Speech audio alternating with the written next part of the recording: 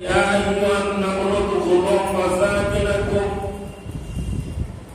لا يحطمنكم سليمان وجنوده وهم لا يشعرون পৃথিবীকার অপর পৃথিবীকার কল্যাণকামীও বলতেছে, হে পৃথিবীকারা, সুলাইমান নবী তার নিজের তার বাহিনী নিয়ে সৈন্য বাহিনী নিয়ে বের হয়েছে।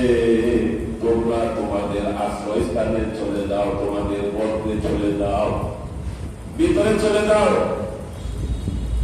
সুলাইমান নবী তার বাহিনী নিয়ে আসতেছে, এদের পায়ের নিচে পরে তোমরা পেশে যাবে, যেন পায়ের নিচে না পেশতে হয়, এই জন্য তোমরা গর্তে চলে যাও। এটা কি ভালো কথা বললো না খারাপ? কল্যাণকামী কথা।